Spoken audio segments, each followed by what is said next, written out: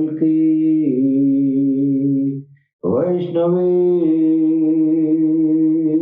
नमः। ओम श्री काल की वैष्णवे नमः। ओम श्री काल की वैष्णवे नमः। सबसे पहले हम अपने भगवान सदगुरु सैयद यूनुस गौहर की चरण कमलों में भगवान श्री राम की धरती से मैं कोटि कोटि नमन करता हूँ। तत्पश्चात हमारे जितने भी भाई बहन जो सुनने वाले हैं, जो पूरी दुनिया में प्यार मोहब्बत का पैगाम अल्लाह टीवी के प्लेटफॉर्म से दे रहे हैं, उन सबको सर नवाकर पुनः मैं प्रणाम करता हूँ।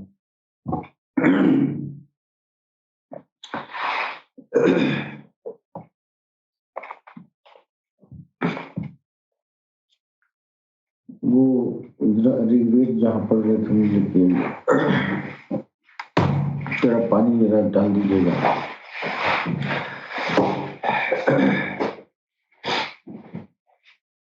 दोस्तों, ये सर्वविदित है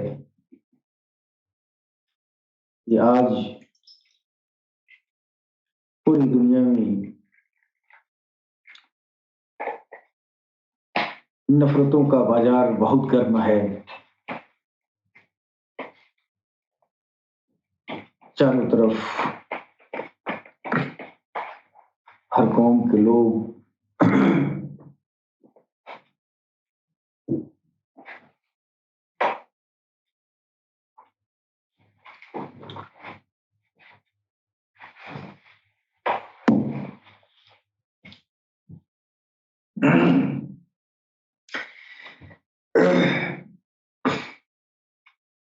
हर कौम के लोग जो है, आगे बढ़िए, आपस में भगवान को लेकर अलग अलग अपना अपना गुमान रखते हैं, जिसकी वजह से इंसानियत में जो है विभिन्न प्रकार के समुदायों में जो ईश्वर के प्रति, भगवान के प्रति जो गुमान लोग रखते हैं, जो अपनी अपनी किताबों में पढ़ते हैं, उस हिसाब से ईश्वर के प्रति अपना गुमान बना लेते हैं। और गुमान, विभिन्न समुदायों के बीच जो गुमान है ईश्वर का, ईश्वर के प्रति, वो गुमान जब मैच नहीं करता है तो इंसानियत एक दूसरे की दुश्मन बन जाती है। उसी ईश्वर का पूजा वो भी करता है, उसी ईश्वर के सामने वो भी माथा टेकता है, उसी ईश्वर के सामने अगला भी माथा टेकता है, लेकिन गुमान अपना अपना अलग अलग बना लेते हैं ईश्वर के बारे में। लिहाजा जो है एक नफरतों का बहाना खोज लेते हैं। अच्छा, एक तो इंसानियत ये जो है, ये इंसान होने के नाते इंसानियत जो है ईश्वर को अपने ही हाव भाव स्वभाव की तरह वो जो है, हाँ, वो अंदाजा लगाता है कि ईश्वर भी मेरी ही तरह जो है, मेरे मेरे अफाल अमाल की तरह ईश्वर का भी होगा। कैसे होगा? आप इंसान है ना, आप उसकी कृति हैं, और वो रब है, वो सारी दुनिया को बना लिया, वो आपको बनाने वाला है, तो फिर आप जैसे कैसे हो सकता है? नहीं होगा। आप जैसे नहीं बोलेगा, आप जैसे वो बात नहीं करेगा, आप जैसे वो चलेगा नहीं, आप जैसे, ऐसा नहीं है उसका। तो पिछले एपिसोड में मैंने बताया था कि ईश्वर जो है वो जो कुछ बोलता है तो उसका एक वजूद बन के तैयार हो जाता है। जो करता है हर काम पर उसका एक वजूद बन के तैयार हो जाता है। अब इंसान के अंदर तो ऐसा है नहीं। अब देखिए, वो अब इंसान में संतति पैदा करना है, बच्चे पैदा करना है, तो आम इंसान का जो बच्चा पैदा करना है वो सारी दुनिया जानती है। अब आप गुमान कर लें कि ईश्वर की जो बच्चे होंगे वो मेरी तरह होंगे, तो ऐसा नहीं है। हाँ, उसका बच्चा पैदा करना, उसका चलना, उसका बोलना, है ना, उसका प्यार करना हमसे वो अलग है। अब इस चीज को जब विभिन्न कौम के लोग इस बात को जब नहीं समझ पाए, तो आपस में जो है एक दूसरे से मतों में विभिन्नता की वजह से जो है एक दूसरे की शिकायत करते हैं। नतीजन वो शिकायत बढ़ते बढ़ते कत्लो गारत तक पहुंच जाती है। तो पहली बात तो ईश्वर के गुणधर्म के बारे में जानना जरूरी है। ईश्वर का गुणधर्म मेरे से अलग है। अभी मैं गुणधर्म के बारे में आगे मैं चर्चा करूंगा, बहुत महत्वपूर्ण।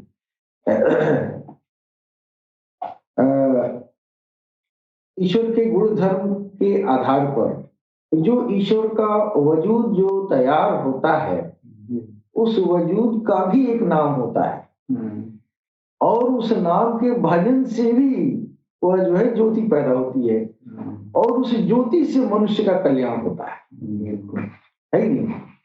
जैसे आपका जो है हमारे सनातन धर्म में ब्रह्मा विष्णु महेश, तो ब्रह्मा विष्णु महेश जो है ये क्या है? ब्रह्मा जो है सृष्टि करता है, यानी जब ये फेल किया, जब ये काम किया, जब ये कृति किया, सृष्टि का जब रचना किया, तो उसका एक वजूद बन गया। हाँ, वो सृष्टिकर्ता का एक वजूद बन गया। वो ईश्वर का ही हिस्सा है ना, विष्णु ब्रह्मा, है कि नहीं? अब सृष्टि बन गई, जब सृष्टि बन गई तो फिर उसकी पालन करने के लिए जो उसका कृति हुआ, जो पालन करने का जो काम किया, तो इस कृति पर, इस अफाल अमाल पर एक वजूद बन के तैयार हुआ।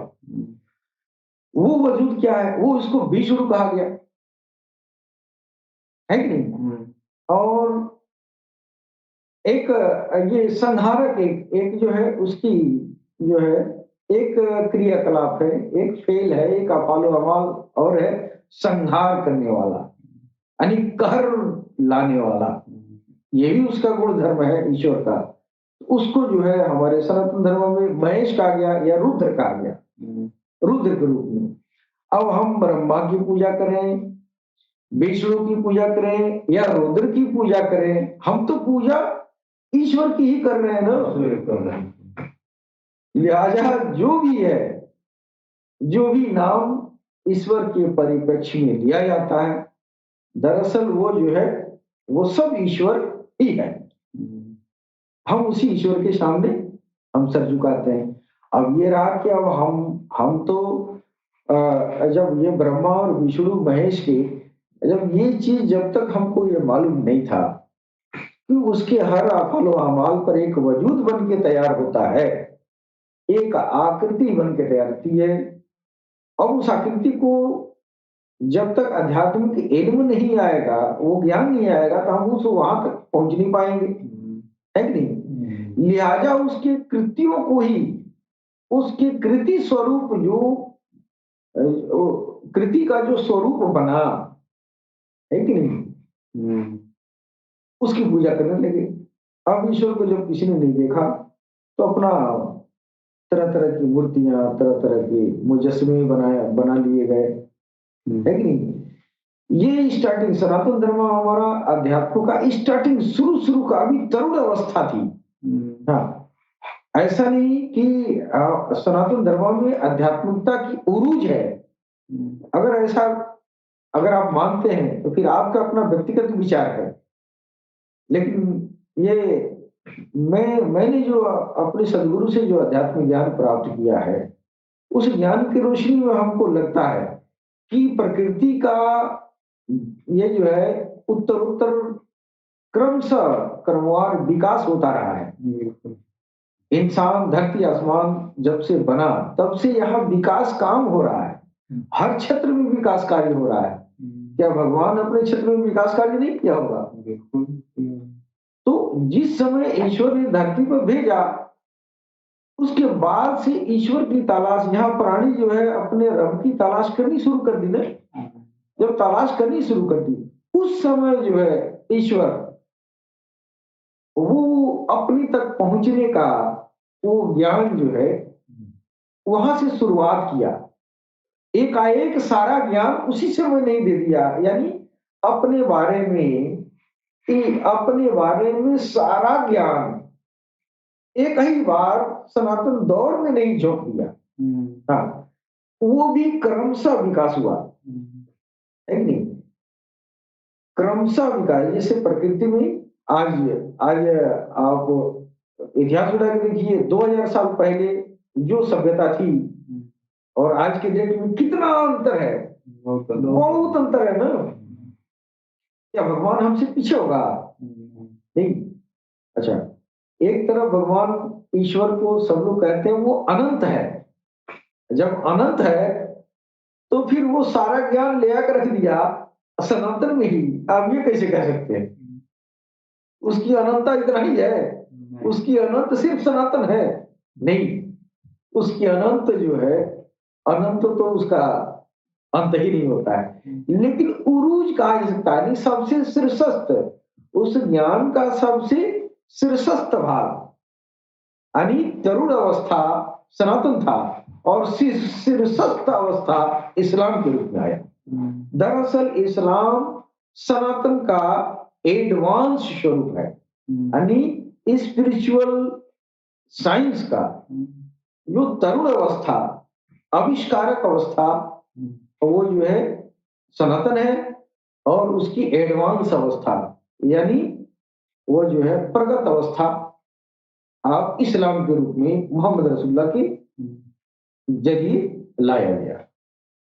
अब ऐसा नहीं है, उसी ईश्वर की पूजा उस समय भी होती रही, उसी ईश्वर की पूजा इस समय भी होती रही, लेकिन ईश्वर के बारे में जानकारियां बढ़ती गई। कैसे बढ़ती नहीं गई, वो बढ़ाया जाता है। ईश्वर के द्वारा इंसान को अपने बारे में वो ज्ञान जो है क्रमवार देता गया, और क्रमशः जो है चलते चलते हज़रत आदम सफीउल्लाह से शुरू किया, और उसके बाद से आपका हज़रत इब्राहिम अलैहिस्सलाम, हज़रत नूह अलैहिस्सलाम, हज़रत इब्राहिम अलैहिस्सलाम, हज़रत मूसा कलीमुल्लाह, हज़रत ईसा रूहुल्लाह, फिर मोहम्मद रसूलुल्लाह। तो ये सब लोग जो है ये विशेष अवतार हैं। उसके पहले भगवान कृष्ण और श्री राम का भी जिक्र है, लेकिन ये हज़रत आदम सफीउल्लाह के पहले है। अब हम अपने गुमान से ये लगा लेते हैं, अब वहां चलिए, अब ईश्वर के तो अफाल अमाल हो गया, उसकी क्रियाकलाप हो गया, गुणधर्म हो गया, एक गुण उसका बच्चा पैदा करने का है कि नहीं? तो वो मेरी तरह बच्चा नहीं पैदा करता है। ईश्वर जो है, ईश्वर का अपना गुण है। हमारे सदगुरु ने बताया था कि ईश्वर अपने जिस्म से जसू में अलग करता है, यानी अपनी शरीर से वेजिटेटिव रिप्रोडक्शन कराता है। वेजिटेटिव रिप्रोडक्शन किसे कहते हैं, तो थोड़ी सी जानकारी के लिए मैं कहता हूँ कि जैसे कोई जो है वनस्पति, कोई ये डाल है, और कुछ पौधे ऐसे होते हैं जिनके ये जो है तने को काट के जमीन में रोप दिया जाए, उसका कुछ हिस्सा निकाल के डाल दिया जाए, फिर वो नया पेड़ पौधा बन जाता है। उसी तरह वो वेजिटेटिव रिप्रोडक्शन का एक गुण उसका भी है। वही सिफत तो पौधों में आया है ना, कि पौधों में जो है वही उसका सिफत है, उसका एक गुण धर्म है, वेजिटेटिव वर्धी जनन। तो उसका वर्धी जनन, वो अपनी कोशिकाओं को अलग कर दिया और किसी वो रूह की शक्ल इख्तियार कर गई, वो भगवान कृष्ण के अंदर डाल दिया गया। भगवान कृष्ण थे, भगवान कृष्ण के अंदर वही ईश्वर का वो सेल्स कहिए, जरसूमा कहिए, कोशिका कहिए, एटम कहिए, या जो कुछ भी है वो अपने से जुदा किया और कृष्ण बना दिया।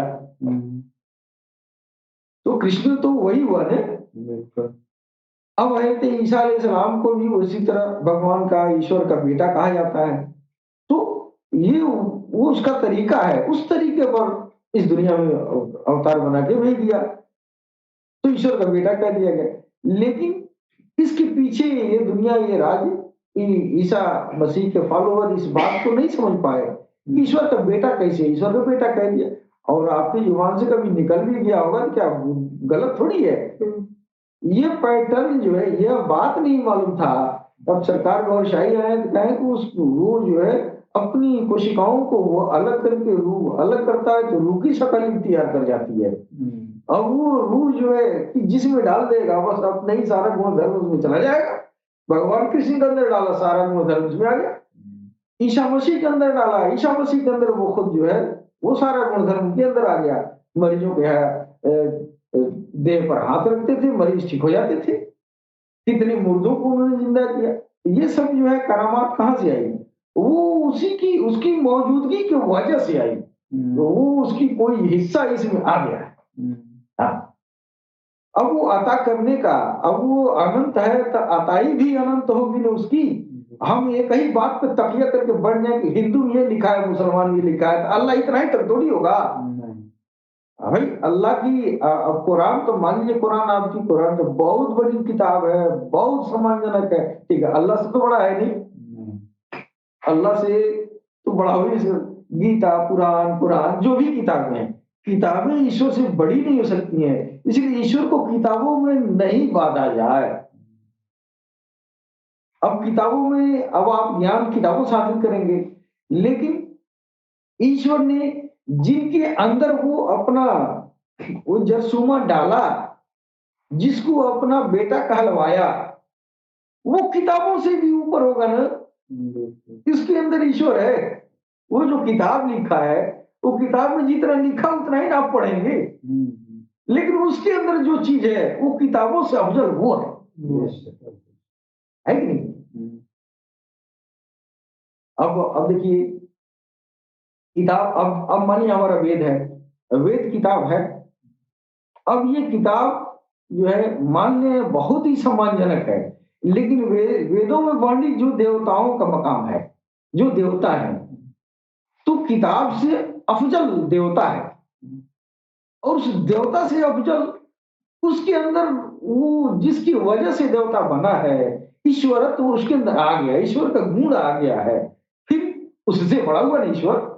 उसी तरह कुरान है, तो कुरान किताब से बढ़कर मोहम्मद रसूलुल्लाह है। अब मोहम्मद रसूलुल्लाह से बढ़ के अल्लाह है नहीं? तो हम कहाँ क्या करते हैं, बस किताबों पर तकिया कर लेते। किताब में जो लिखा है वही सही है, उसके आगे हम नहीं जाएंगे।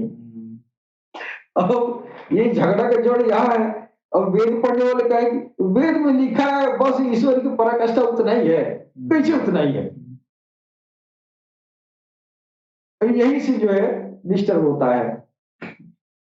अब हमारे जो है मुसलमान भाई में भी अब कुरान आ गया है, अब लेके कुरान जो, अरे कुरान है कुरान, हाँ भाई अफजल किताब है कुरान। कुरान तो बहुत इज्जतदार किताब है, अल्लाह ने भेजा है, अल्लाह के वो जो पैगाम है। हाँ भाई वेद भी जो है पैगाम है ईश्वर का, तो पैगाम ही है, पैगाम वाला नहीं है, नहीं पैगाम है। तो अब पैगाम वाले को हम क्या करते हैं कि पैगाम पर तकिया कर लेते हैं, पैगाम वाले की पराकाष्ठा को भूल जाते हैं, पैगाम वाले की ताकत को भूल जाते हैं। बस बस उसके पैगाम को हम जो है उसकी पराकाष्ठा, उसको एक दायरा बना लेते हैं, बस ईश्वर ही यहीं तक है, नहीं यहाँ तक नहीं है। अब उसके बारे में किताब से ऊंचा कैसे जानेंगे, किताब से अधिक कैसे जानेंगे? अब किताब से ऊंचा देवता है। जैसे हमारे वेदों में वेद है, वेद से ऊंचा वेद का देवता है। तो हम देवताओं से साक्षात्कार करें, देवताओं से संपर्क करें, तो इन किताबों से ऊपर का ज्ञान मिले। और जब देवताओं से तक पहुंच जाए, तब ये नहीं कि बस देवताओं तक ही सीमित है। अब वो ये देवता जब आपको ईश्वर तक पहुंचाएगा, तो फिर वहां ईश्वर की रसाई आपको पता चल जाएगी, वो वहां का गुण धर्म आपको पता चलेगा। उसी तरह हमारे मुसलमान भाइयों में कुरान पढ़ लेते हैं, गुरु पकड़ लेते हैं, कुछ और ज्ञान मिलता है। गुरु पकड़े तो मोहम्मद रसूलुल्लाह को पकड़ लेते हैं तो कुछ और ज्ञान मिलता है।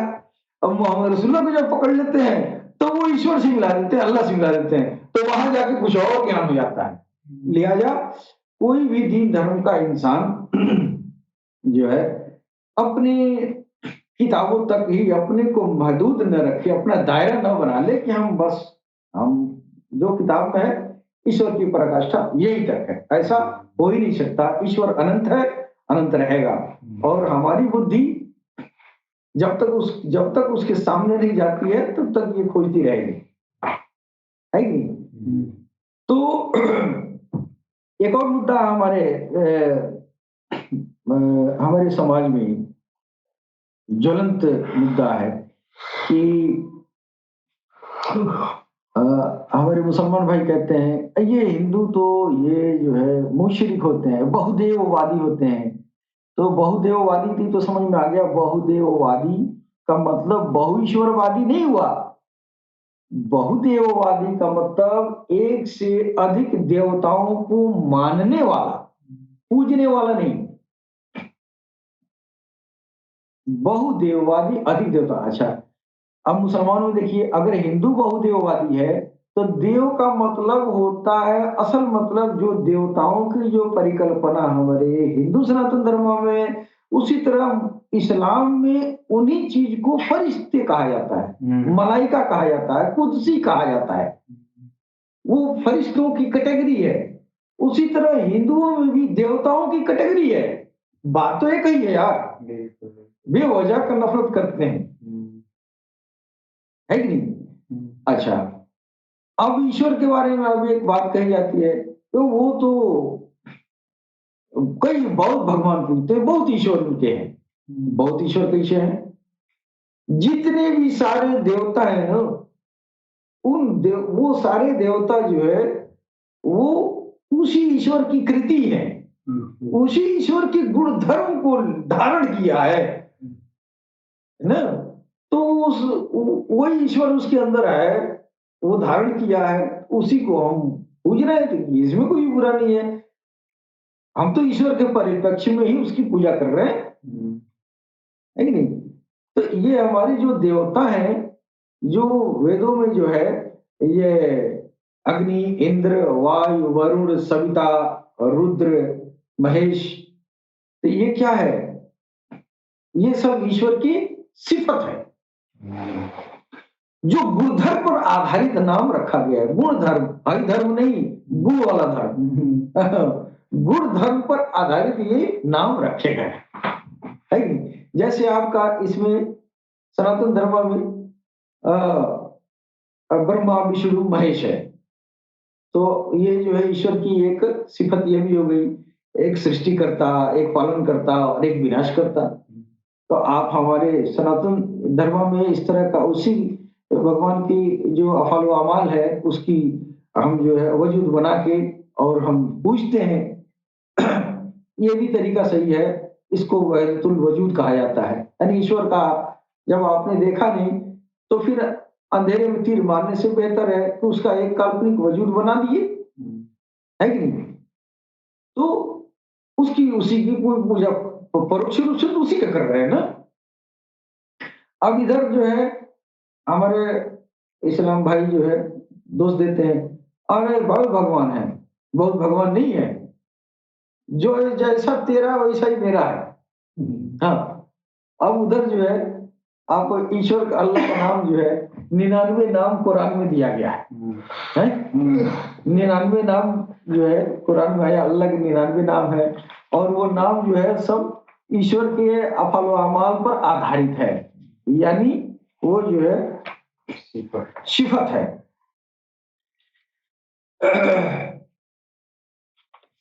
और हर सिफाती नाम का एक वजूद है, इसलिए कि ईश्वर का ये जो है टेंडेंसी है कि वो जो करता है उसकी वजूद बन जाता है। जब वजूद बन गया तो उसका नाम रख दिया, उस काम के अनुरूप नाम रखा ना, है कि नहीं? तो इस हिसाब से तो इधर भी तो बहुत खुदा हो गए। बहुत का मतलब ये हुआ कि बहुत खुदा, उसकी बहुत सिफत हो गए। हाँ, एक जात है और बाकी सब उसकी सिफात हैं। जैसे अल्लाह, अल्लाह जो है ईश्वर का जाति नाम है। अल्लाह न हिंदू है न मुसलमान है, न वो अरबी का है और न वो संस्कृत का है। वो अलग भाषा है, वो सुरियानी भाषा का शब्द है।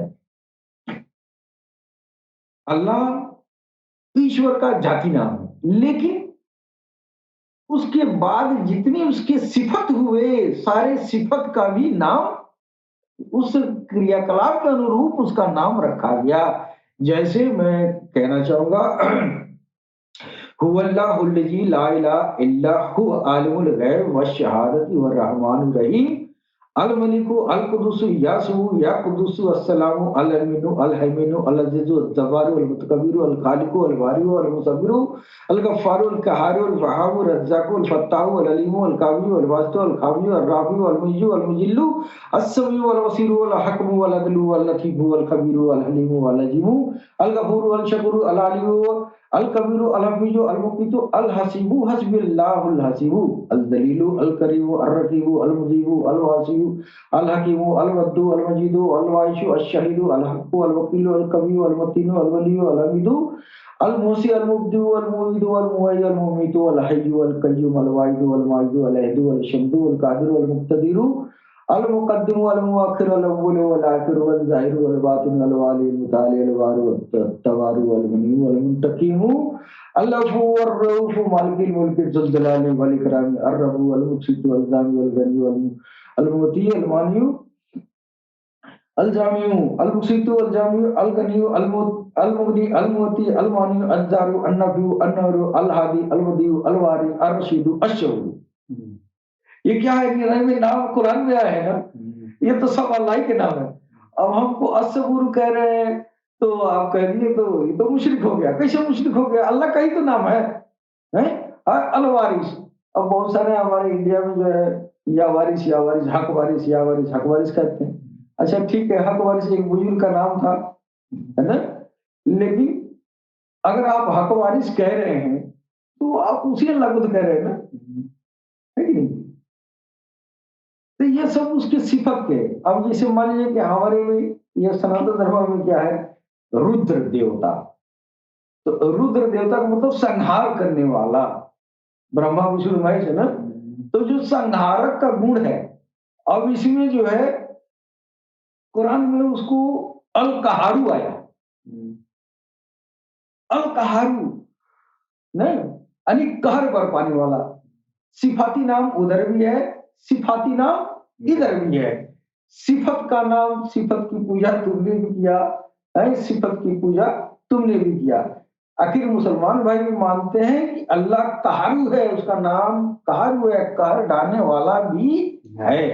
अब कहर ढाने वाला है तो सिर्फ नाम ही नहीं है, अल्लाह का एक कहारू का एक वजूद भी है ना। अब जो है, अब कहारू कहारू का ये कहर ढाने वाला, अब भगवान का इस कृपा का, इस गुण का अब मनुष्य को क्या फायदा लेगा, उससे क्या आध्यात्मिक पर लाभ पाएगा भगवान के नाम से? वो अपने जीवन में कहर पैदा करने के लिए थोड़ी बुलाएगा, थोड़ी आह्वान करेगा।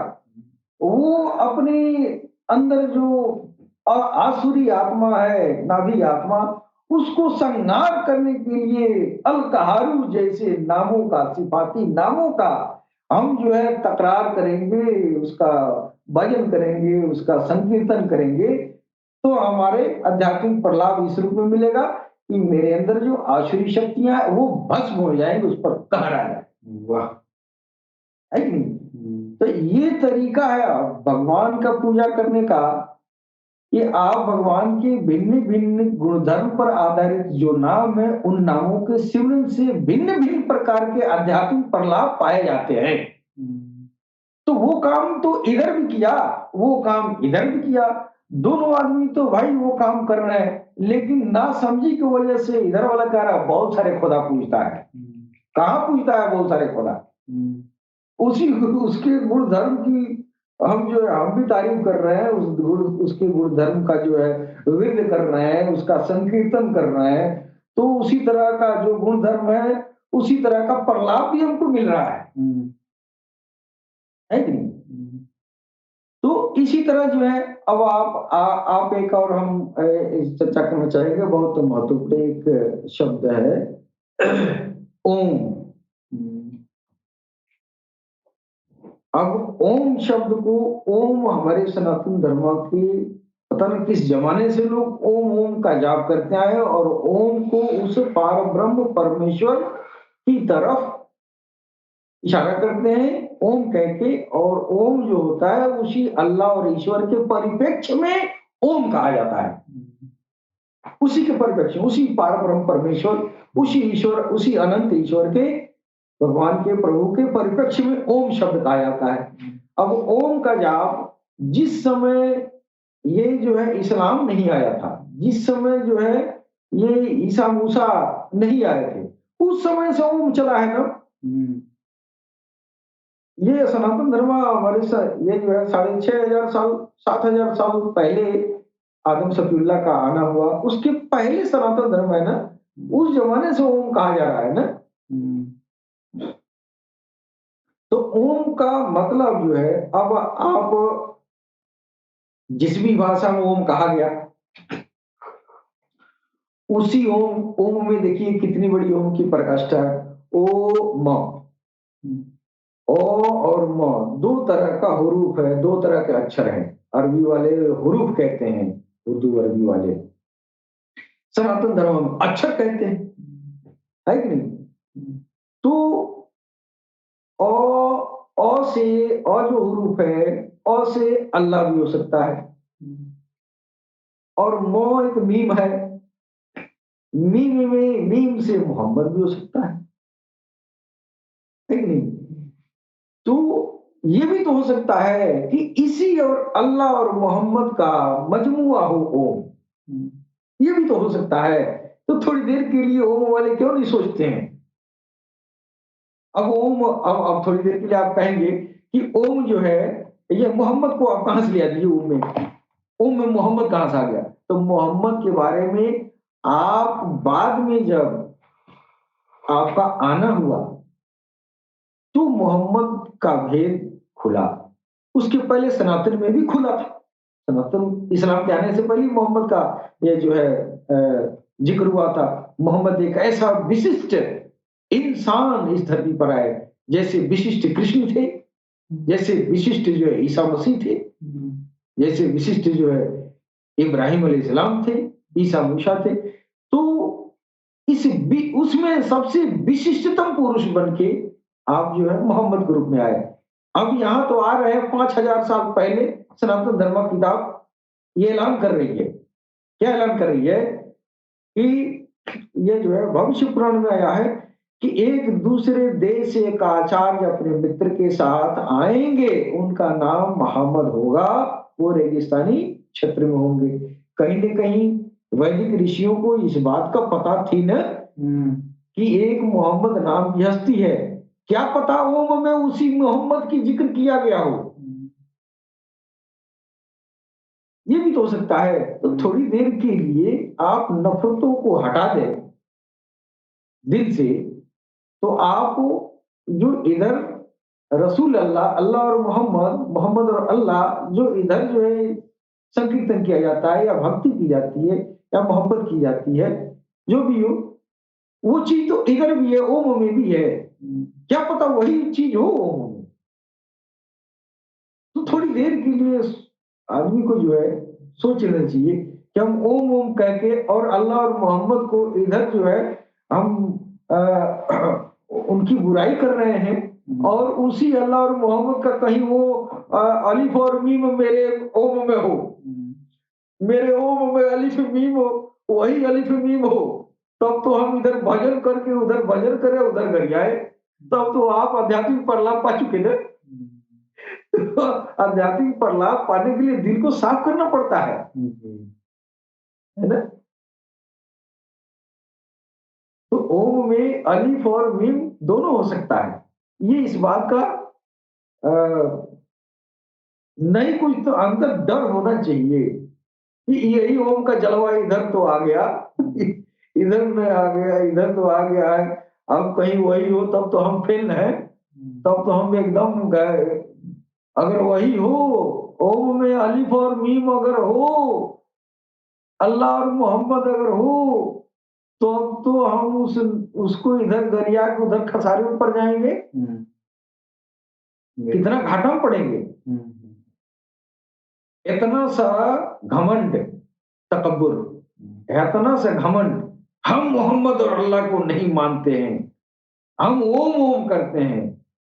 बात एक ही है, ना समझी से आप बेकार हो जाएंगे। अच्छा, अल्लाह और मोहम्मद को नहीं मानते हैं तो कम से कम इज्जत तो करें, अपने दिल से अल्लाह और मोहम्मद के प्रति जो मैल है उसको किनारे रखें। क्या पता कहीं वही हो, आंख खुलेगा, भेद खुलेगा तो कहीं वही मिल जाए।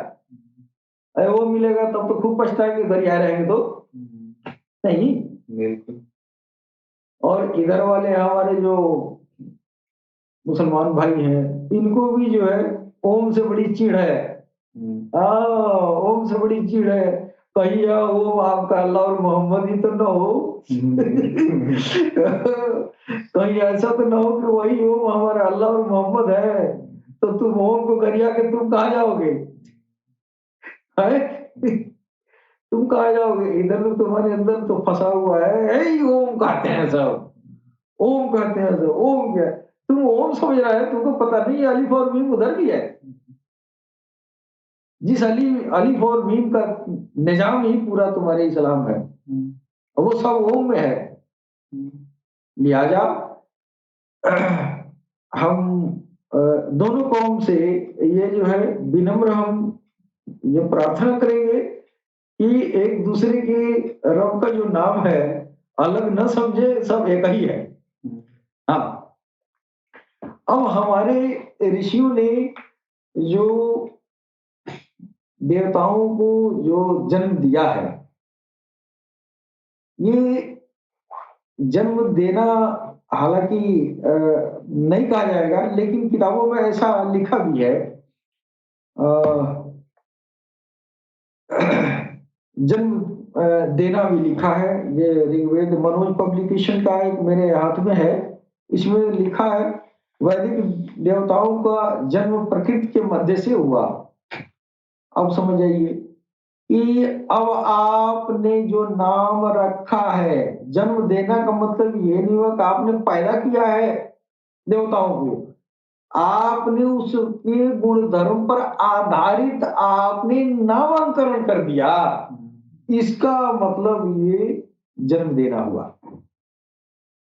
जन्म देने का अर्थ यही है। जन्म देने का मतलब ये नहीं हुआ कि अब ये नासमझ लोग जो है अब पढ़ेंगे तो कहेंगे ये तो वैदिक, ये तो ऋग्वेद में लिखा है वैदिक देवताओं का जन्म प्रकृति के मध्य से हुआ है ना।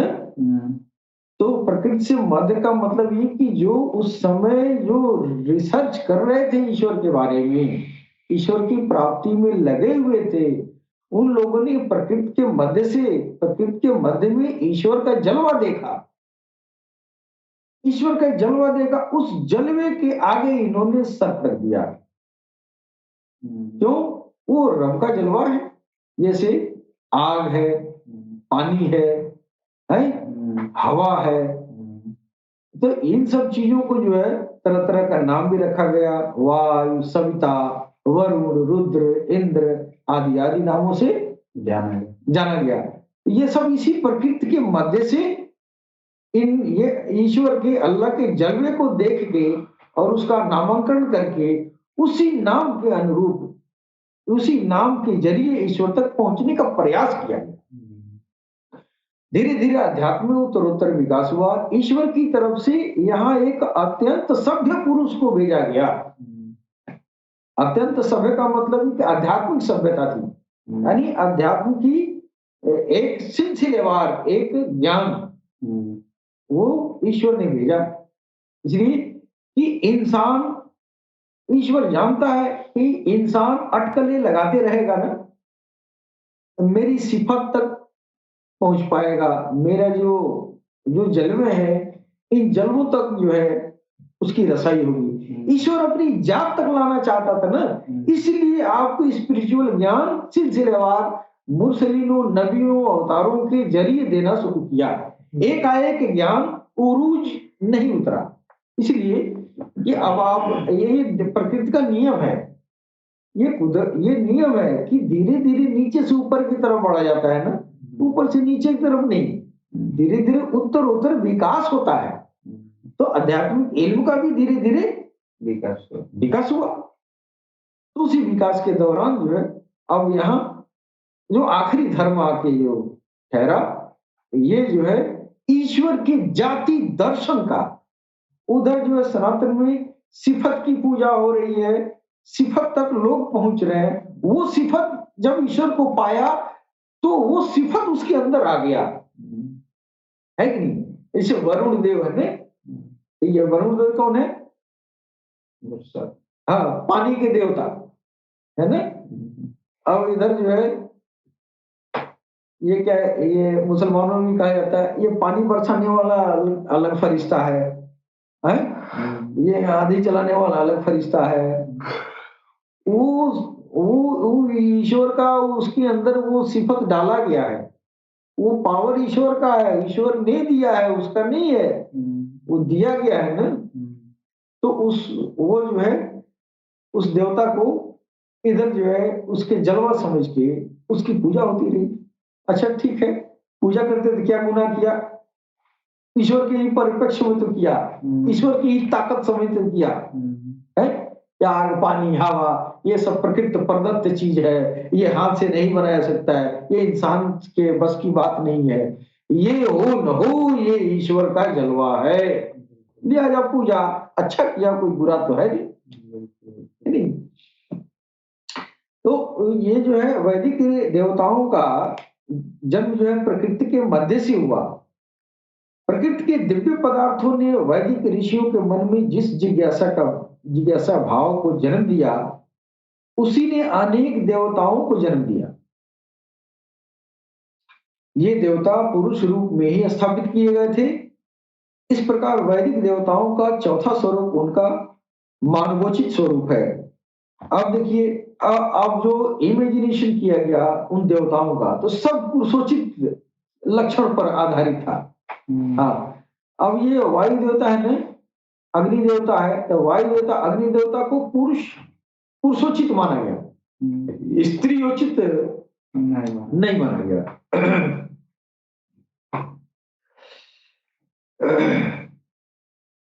वैदिक देवताओं का नैतिक आचरण अत्यंत उदार है और उनकी कृपा से ही मनुष्य अपनी इच्छाओं की पूर्ति कर पाता है। अब इन्हीं देवताओं को पूजता रहा और अपने मनोवांछित फल को मांगता रहा और ईश्वर की तरफ से मिलता रहा, है ना। जब तक उसके जात का पता नहीं था उसके जलवे को पूजता रहा।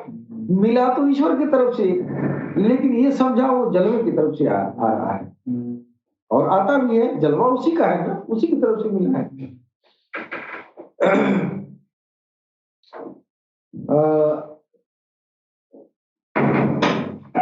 देवताओं की पूजा ईश्वर के परिप्रेक्ष्य में जो हो रहा है, हमारे ऋग्वेद में मैं कुछ मंत्रों को उच्चारण करके मैं समझाना चाहूंगा कि हमारे जो है कोई भी मुसलमान भाई ये समझने की कोशिश न करे कि ये विभिन्न प्रकार के अग्नि, वायु और इंद्र और ये जो है रुद्र, ये भगवान अलग हैं या अलग नहीं है, उसी अल्लाह के परिप्रेक्ष्य में ये सारा नाम रखा गया है।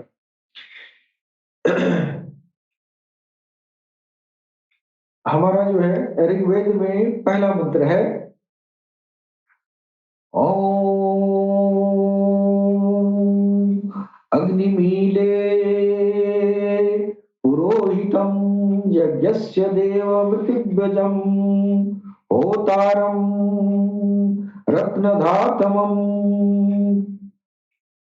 यानी यज्ञ का पुरोहित देवता, ऋषि और देवों का आह्वान करने वाला होता है तथा याजकों को यज्ञ का प्रलाभ करने वाला जो अग्नि है हम उसकी उपासना करते हैं। अब यहाँ अग्नि के रूप में अग्नि की पूजा की जा रही है। अग्नि की पूजा क्यों की जा रही है यहाँ? अब ईश्वर का एक अग्नि जो है, ईश्वर का एक वो भी जलवा है, वहां उसका गुण धर्म है। कैसे? अब यहाँ मूसा ये जो है मूसा अलैहिस्सलाम जब आए तो अल्लाह जो है अपना जलवा जो है जब दिखाना हुआ तो वो जो है आग के रूप में पहली बार आग के रूप में दिखाई दिया। और ये जो है आग के लिए जो है तलाश में जा रहे थे नहीं, तो पहाड़ पे चढ़ते जा रहे थे चढ़ते जा रहे थे, बहुत दूर एक रोशनी देखे तो वहां तक गए, तो फिर करीब जा रहे हैं तो रोशनी जो है दूर होती जा रही है, फिर जो है करीब गए तो वो आग जो बहुत जोर शोर से जलने लगी। फिर जो है उधर से आवाज आया, ऐ मूसा डरो नहीं, हम तुम्हारा रब है। हाँ, हम तुम्हारा रब। मालूम हुआ कि रब जो है अपनी सिफत को, इस बात को वो तस्दीक कर रहा है, ये जो आग देख रहे हो ना ये तुम्हारा रब है। तो वैदिक युग में अगर जो है आग की पूजा की गई तो क्या बुरा किया गया। यहाँ मुसलमान भाई जो उंगली उठाते हैं कि आग पूजता है, भाई आग क्यों नहीं पूजे। आप आपके पहले वो ईश्वर का जलवा आग ही के रूप में देखा था तो क्या करेगा। और जो वो पूजता रहा तो उसकी कौम भी पूजती आ गई, है कि नहीं, कौम भी पूजती आ गई। अब आप कहेंगे सब मुसलमान क्यों नहीं हो गए हैं। अब हमारे जब नबी जी आ गए तो सब मुसलमान क्यों नहीं। अच्छा नबी जी आ गए तो ईसा अलैहिस्सलाम को मूसा अलैहिस्सलाम को झुठलाए क्या नहीं, वो तो कहे कि वो भी हक पर है तो हक पर है तो उनको जीने दीजिए ना, अपने धर्म के हिसाब से जी रहे हैं तो ठीक है वो जी रहे हैं। अल्लाह ने उनको बताया कि हम तुम्हारा रब है, आगे के रूप में बताया। आग पूजा का क्या बुरा है, आग पूजा कर रहा है अल्लाह के परिप्रेक्ष्य में ही कर रहा है यार। तो इतनी छोटी सी बात को लेके आप नफरत फैलाते हैं, हम तुमसे अफजल हैं, हम तुमसे ये है, हम तुमसे वो है, क्या है, समझदारी नहीं है ना, बिल्कुल, है कि नहीं। तो दोनों तरफ जो है छोटी मोटी बातों को लेके इंसान जो है अब बात समझ नहीं पाता है। आगे लिखा है अग्नि पूर्वे धीर शिभिरीड्यो नूतनैरुत स देवाम एह वक्षति, यानी पूर्वकालीन ऋषियों द्वारा प्रशंसित अग्नि। अब देखिए वो अग्नि वैदिक जब ऋग्वेद लिखा गया था उसके पूर्व जो ऋषि थे उन ऋषियों ने भी आग की पूजा की। मालूम हुआ कि मूसा अलैहिस्सलाम तो बाद में आग के रूप में आपने जलवा देखा, आग के रूप में अल्लाह का ईश्वर का जलवा देखा, लेकिन ऋग्वेद उसके पहले लिखा जा रहा है, मूसा के पहले लिखा जा रहा है ना, तो उसमें भी लिखा जा रहा है ऋग्वेद काल के पहले पूर्वकालीन ऋषियों द्वारा प्रशंसित अग्नि इस काल में भी ऋषि गण द्वारा स्तुत्य है।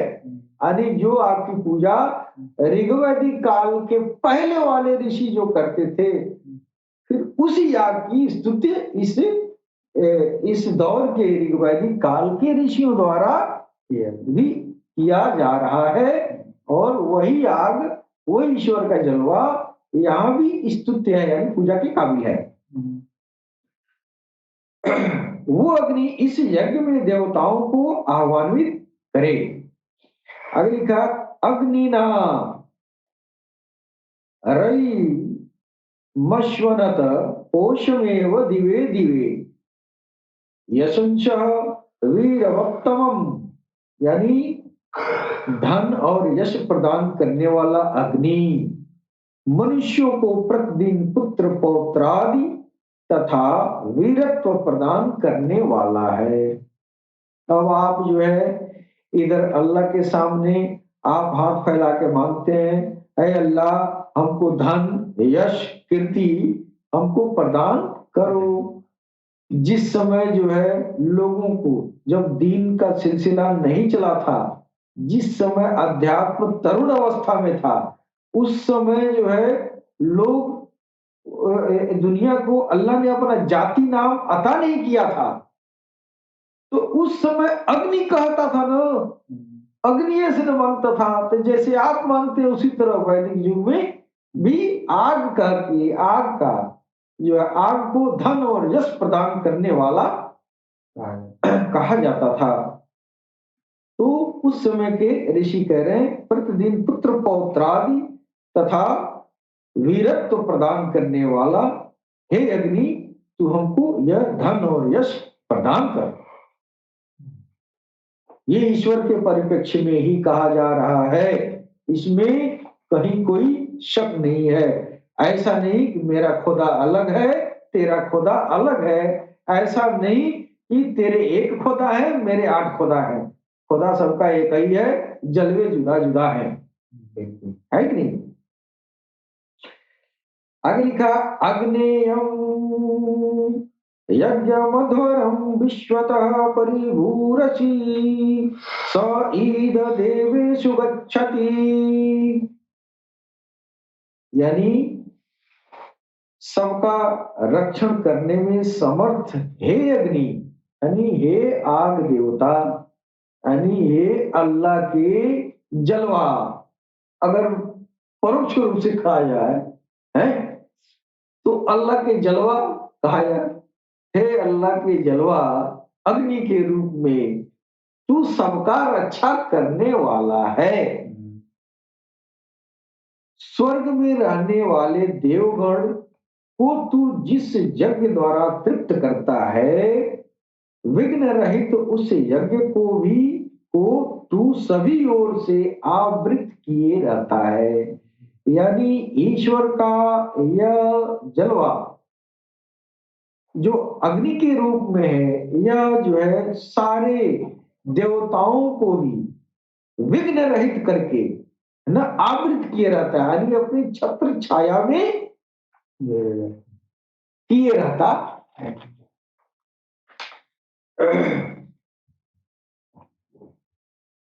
आगे एक और जो है आपका श्लोक है, अग्निहोता कविक्रतु सप्तश्चित्र स्रवस्तमः देवो देवे विरागमत।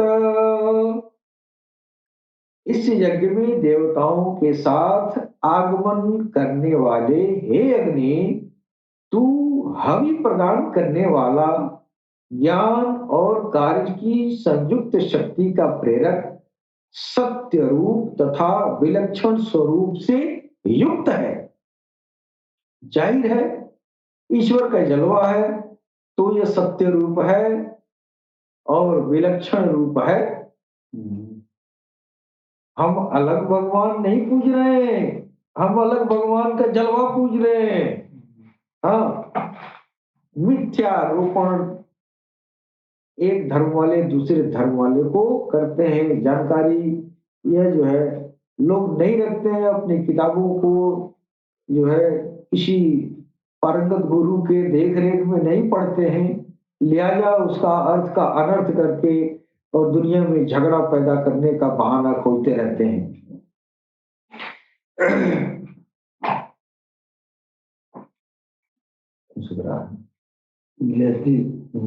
मौलाना यहाँ लिखा है, यदंगदाशुषे त्वमग्ने भद्रं करिष्यसि तवेतत सत्यं गिरः। अविदाता के कल्याण के निमित्त हे अग्नि, तू धन, आवास, संतान और समृद्धि आदि प्रदान करता है। भविष्य के लिए किए गए कर्म के द्वारा वो तुझे ही प्राप्त होता है। ये भी जो है ईश्वर के परिप्रेक्ष्य में ही कहा जा रहा है, इसमें कोई अलग समझने की जरूरत नहीं है। उपत्वागने दिवे दिवे दोषावस्तधैर्या वयम नमो भरंत एवसी। हे अग्नि, तेरे उपासक हम तेरा सानिध्य पाने के लिए उत्तम बुद्धि द्वारा तेरी उपासना करते हैं, रात दिन तेरा सतत गुणगान करते हैं। ये सारा प्रार्थना का भाव जो एक ईश्वर के प्रति जो आपका रहता है, वही भाव वैदिक ऋषियों का भी है, उसी ईश्वर के परिप्रेक्ष्य में है। अंतर ये है कि आपके जो पैगंबर आए, वो आपको वो अपनी आंखों से देख के आए, कहे कि नहीं ईश्वर एक है, मैं देख के आया हूँ, अब तुमको आग पानी पूजने की जरूरत नहीं है। तो आपके पैगंबर ने जब शहादत दे दिया, गवाही दे दिया, तो आप कर रहे हैं। और उस जमाने में हमारे पैगंबर ऐसा गवाही नहीं दिया आके, एक का गवाही नहीं दिया, जलवा दिखाया, जलवे को पूछते रहे। तो क्या बुरा है? कोई बुराई नहीं है। राजन्तमध्वराणां गोपामृतस्य दिधिविवं वर्धमानं स्वमेधमे। हे दीप्तिमान अग्नि, तू यज्ञों का रक्षक, सत्य को प्रकाशित करने वाला तथा यज्ञ स्थल में वृद्धि प्राप्त होने वाला। पहले जमाने में जो यज्ञ होता था, तो यज्ञ में उस दौर में ऋग्वैदिक काल में उसमें जो है हजारों की संख्या में लोग भोजन करते थे। और आज भी जो वो व्यवस्था हर धर्म में चलता आ रहा है, कहीं खानका है तो कहीं लंगर है, कहीं कुछ है तो कहीं कुछ है। तो उस जमाने में भी जो है धार्मिक अनुष्ठान होते थे, जिसमें हजारों हजारों लोगों को खिलाया जाता था, खाया जाता था, है ना। और उसी अग्नि को प्रज्वलित करके उसकी पूजा की जाती थी और अपने धन्य धान्य की मांग की जाती थी। तो उस अग्नि को भगवान का एक स्वरूप समझ के, एक जलवा समझ के उसकी पूजा की जाती रही। और उस समय जो है वो पुरोहित है, जो जिन लोगों ने देवताओं का के बारे में बताया, जो लोग जो आह्वान करते थे उनको पुरोहित कहा जाता था। तो वो पुरोहित उस समय बोल रहे, हे दीप्तिमान अग्नि, यानी हे वो हे ईश्वर, यानी अग्नि के रूप में जो आप हैं, हे अग्नि, यानी दीप्तिमान, यानी प्रकाश ज्योति देने वाले। तो ये जो है इसके परिप्रेक्ष्य में कहा गया है, हे दीप्तिमान अग्नि, तू यज्ञों का रक्षक है, सत्य को प्रकाशित करने वाला तथा यज्ञ में वृद्धि प्राप्त होने वाला है। स नः पीते वसुदेव अग्ने सुपायनो भव सचस्वानः स्वस्तये। हे अग्नि, जैसे पुत्र को पिता सहज ही प्राप्त होता है, वैसे ही तू बाधा रहित होकर सुख पूर्वक हमें प्राप्त हो और हमारे मंगल के लिए सदैव समीप रहो। ऋग्वेद में सब सब दुआएं की गई हैं। उस देवताओं, ये ईश्वर के परिप्रेक्ष्य में देवताओं से ये दुआ ही किया गया है। हाँ। अब ईश्वर से ये क्या क्या ये जो गुमान कर रहा है कि मेरे यज्ञ को भी सफल बना दे, मेरे धन धान्य को भी बढ़ा दे, मेरी गायों की संख्या बढ़ा दे, है। मनुष्य अपने स्वार्थ के अनुरूप जो है ये जो है ईश्वर से मांगता रहा है। तो ईश्वर से वो आपको लगता है कि देवताओं से मांगता रहा है, दरअसल ईश्वर के परिप्रेक्ष्य में देवताओं से मांगता रहा है। लिहाजा जो सनातन धर्म पर जो लोग इस तरह की बातें करके नफरत फैलाते हैं, ऐसा नहीं करना चाहिए। आप जो है अपने भगवान को थोड़ा सा बढ़ाइए, दायरा को बढ़ाइए, सोच को बढ़ाइए, और जो है इस दुनिया में अपने भी जिए, दूसरे को भी जीने दें, प्यार मोहब्बत और जो है शांति सौहार्द से अपने जीवन को गुजारें। ईश्वर की आराधना आप भी करते हैं, हम भी करते हैं। दोनों आदमी अपने अपने भगवान के, अपने अपने प्रभु के नाम से जो है अपने हृदय भजन के जरिए अपनी आत्माओं को जगाएं और अपने को परमेश्वर से जोड़ दें। यही हमारी सरकार गौहरशाही का पैगाम है, जो हमारे अर्ला टीवी के प्लेटफॉर्म से पूरी इंसानियत को, हर धर्म के लोगों को सर्वधर्म समभाव की भावना से ओतप्रोत होके सबको ये जो है ईश्वर के जोड़ने का, जो ईश्वर से जोड़ने का जो अभियान चला है, इसमें जो है कोई भी किसी भी धर्म का, किसी भी पंथ पंथावली का आदमी है, ईश्वर को जिस भी नाम से पुकारता है, उस नाम के जरिए ज्योतिर्मय होकर ईश्वर से जुड़ सकता है। और ये हमारी सरकार गौहरशाही ने पूरी इंसानियत के लिए दरवाजा खोल दिया है। जिसको ईश्वर से जुड़ना है, ईश्वर के जिस भी नाम से वो पुकारता है, उस नाम को अपने दिल में बसा ले, उसकी रगड़ा लगाए, उसका संकीर्तन करे, उसका हृदय भजन करे, फिर ज्योति बनाए, ज्योति के जरिए आत्मा को जगाए, आत्माओं से परमात्मा से मिलन कराए। इसके साथ ही हम अपनी वाणी पर विराम देना चाहते हैं। अंत में मैं भगवान सदगुरु को नमन करते हुए अपने सभी सुनने वाले भाई बहनों को सलाम, नमस्ते, सत श्री अकाल, गौहरशाही मरहबा।